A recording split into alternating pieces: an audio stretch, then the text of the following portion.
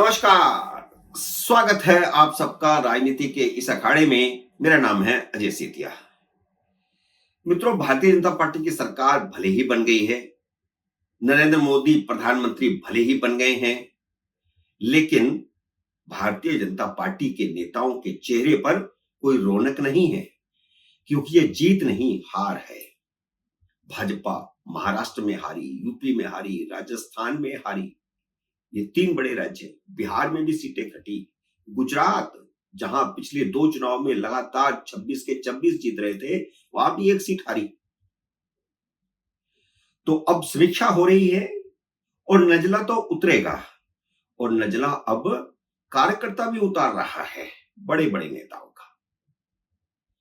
Bharatiya Janata party अगर 2019 वाली सारी सीटें जीत जाती तो उसके सांसदों की संख्या लगभग उतनी होती जितना टारगेट नरेंद्र मोदी ने तय किया था, यानी 370। और अगर 2019 वाली सारी जीत गई होती तो एक्चुअली भारतीय जनता पार्टी की सीटें 361 होती, क्योंकि जो 240 सीटें जीती है उनमें से 58 नई सीटें हैं जो पिछली बार हारे थे।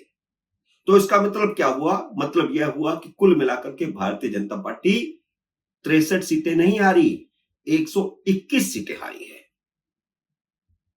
और यह कोई छोटी मोटी हार नहीं है।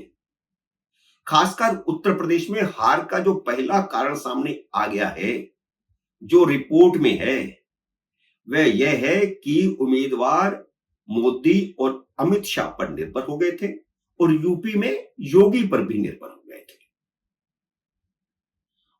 वे निर्भर थे कि कुछ करने की जरूरत नहीं है, मोदी आएंगे सबको जिता देंगे, अमित शाह आएंगे सबको जिता देंगे, योगी आएंगे सबको जिता देंगे।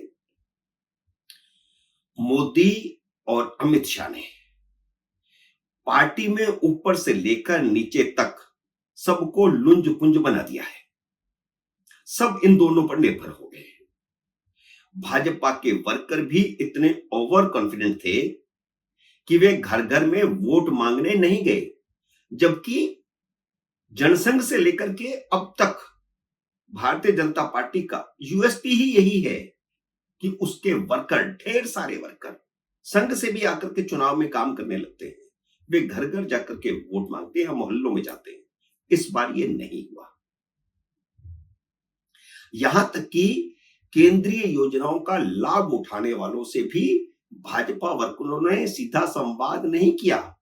2-4 जगह पर हुआ, जैसे नरेंद्र मोदी ने वाराणसी में किया।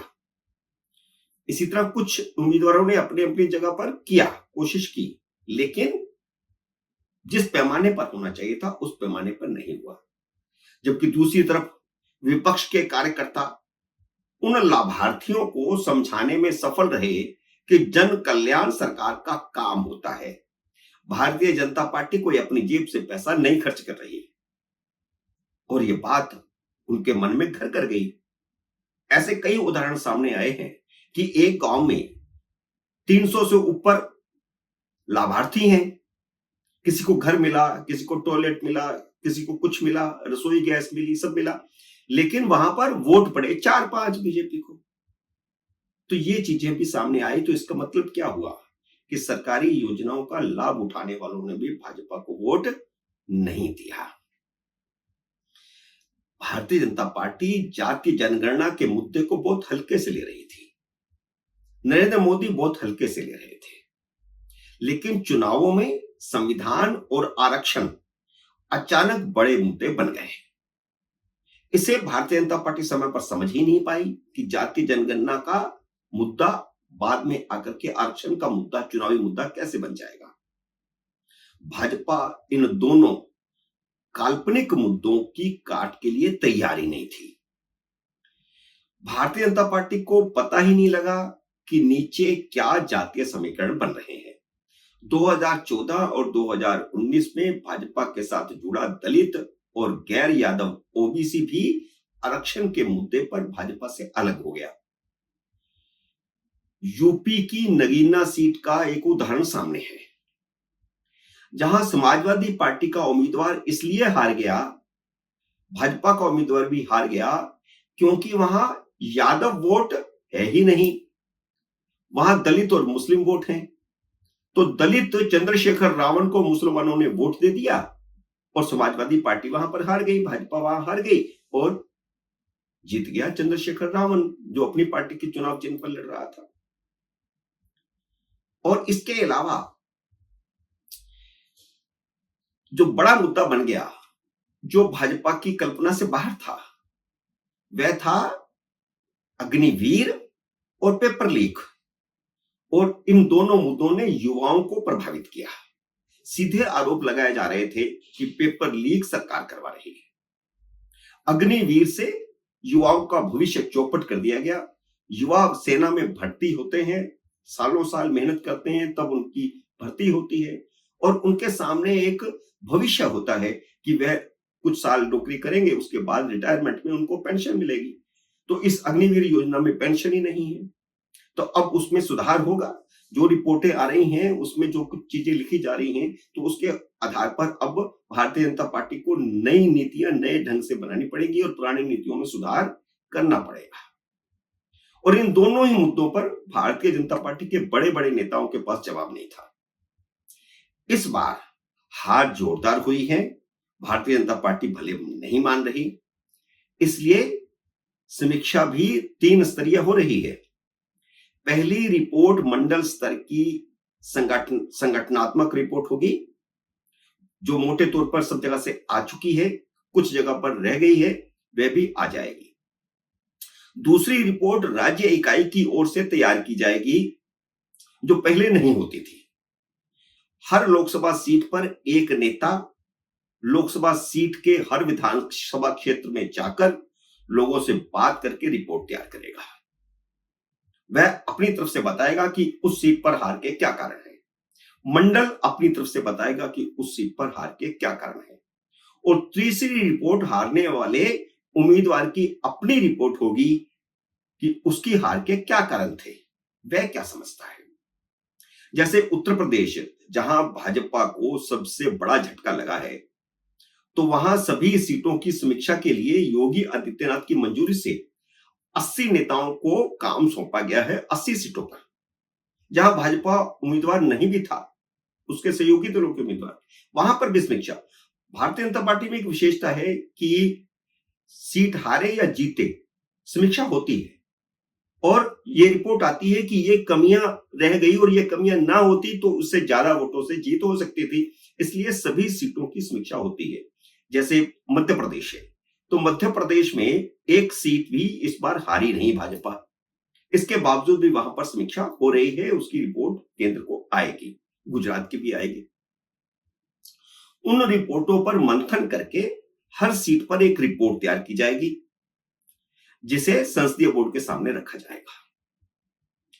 उत्तर प्रदेश से आई मंडल की रिपोर्टों में केंद्रीय नेतृत्व पर ही ठीकरा फोड़ा गया है। यह है सबसे बड़ी खबर कि उत्तर प्रदेश में ज्यादातर मंडल रिपोर्टों ने केंद्रीय नेतृत्व पर ही फोड़ा है ठीकरा।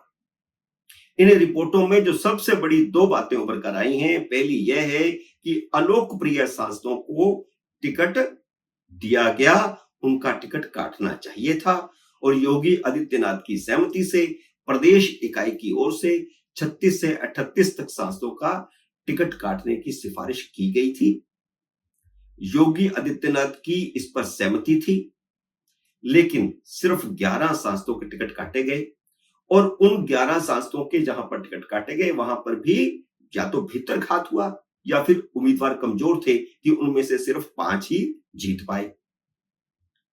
हार का जो दूसरा बड़ा कारण बताया गया है वह यह है कि दल बदलुओं को ज्यादा टिकट दिए गए, जिससे भाजपा के कार्यकर्ताओं का मनोबल टूट गया और वह घर बैठ गए। इसमें जो सबसे बड़ा नाम उभर कर आया है वह कृपाशंकर सिंह का है, जिन्होंने मुंबई पर हुए आतंकी हमले में आरएसएस का हाथ बताया था। वह सारी उम्र वैसे भी मुंबई में रहे, मुंबई प्रदेश कांग्रेस के अध्यक्ष रहे, क्योंकि महाराष्ट्र में 2 कमेटियां हैं, एक महाराष्ट्र प्रदेश कांग्रेस कमेटी और एक मुंबई प्रदेश कांग्रेस कमेटी। तो मुंबई प्रदेश कांग्रेस कमेटी के अध्यक्ष का प्रभाव ज्यादा होता है, क्योंकि वो पैसे वाली कमेटी है। कई बार वे कांग्रेस के विधायक रहे, कांग्रेस की सरकार में मंत्री भी रहे, लेकिन भारतीय जनता पार्टी ने उसे उत्तर प्रदेश की गोंडा सीट से टिकट दे दिया। इसका प्रभाव तो सबसे ज्यादा पड़ा है, सिर्फ उत्तर प्रदेश में नहीं बल्कि जहां जहां पता चला बाकी देश में भी ये खबर फैली। और संघ विचारक रतन शारदा ने भी अपने लेख में भाजपा की हार के बड़े कारणों में दल बदलों को टिकट देने और खासकर कृपा शंकर का उल्लेख भी किया है। उन्होंने कई इंटरव्यू में भी इस बात को उठाया है। और एसडीसीएससी जो रिपोर्ट है वह चौंकाने वाली है। वह भारतीय जनता पार्टी के लिए मंथन का सबसे बड़ा मुद्दा है। भारतीय जनता पार्टी ने इस बार 441 सीटों पर चुनाव लड़ा था और उनमें से 110 दल बदलू थे। इस बात का जिक्र भी रतन शारदा ने अपने लेख में किया है और अपने इंटरव्यू में भी उन्होंने किया है। और इन 110 दल बदलुओं में से 44 जीते हैं, यानी भाजपा के 140 सांसदों में से लगभग 20% दल बदलू हैं और वे कभी भी पाला बदल सकते हैं। अभी नहीं बदलेंगे तो 2029 के चुनाव से पहले बदलेंगे और यह होता आया है। इस बार भी ऐसा हुआ है। अनेक लोग चुनाव से पहले सांसद टिकट छोड़कर के चले गए। उत्तर प्रदेश की हार बड़े खतरे का अलार्म भी है, क्योंकि 2027 में वहां विधानसभा चुनाव है। 2.5 साल बीत गए हैं, 2.5 साल रह गए हैं। भारतीय जनता पार्टी वहां पर 33 लोकसभा सीटें ही जीत पाई है। 80 में से 4 उसके सहयोगी जीते हैं, तो आधे से कम। जबकि समाजवादी पार्टी 37 सीटें जीत गई और कांग्रेस 6 सीटें जीत गई। तो पलड़ा विपक्ष का भारी है। और सिर्फ लोकसभा सीटों के लिहाज से नहीं बल्कि विधानसभा के लिहाज से भी विपक्ष जीत चुका है और भाजपा हार चुकी है। भारतीय जनता पार्टी विधानसभा की सिर्फ 162 सेगमेंट में जीती है। 400 सीटें हैं, 400 में से 162 सेगमेंट पर जीती है, जबकि समाजवादी पार्टी 187 सीटों पर जीती है और उसकी सहयोगी 40 सेगमेंट में जीती है। यानी 223 सीटों पर समाजवादी पार्टी और कांग्रेस का गठबंधन जीता है और भाजपा 162 पर। तो बहुमत किसका हुआ? समाजवादी पार्टी और कांग्रेस का। 2014 से अब तक विधानसभा और लोकसभा के कुल मिलाकर के 5 चुनाव हुए हैं। पिछले 5 चुनावों में यह पहला मौका है जब भाजपा ने 200 से कम सीटें जीती हैं। तो यह खतरे का अलार्म है। मित्रों, उम्मीद है मेरा ये वीडियो आपको पसंद आया होगा। इसे लाइक और शेयर कीजिए। अगर आपने मेरे YouTube चैनल को अब तक सब्सक्राइब नहीं किया तो कृपया सब्सक्राइब करके अपना आशीर्वाद दीजिए। जल्द ही मिलते हैं अगले वीडियो में किसी अन्य विषय के साथ। तब तक नमस्कार।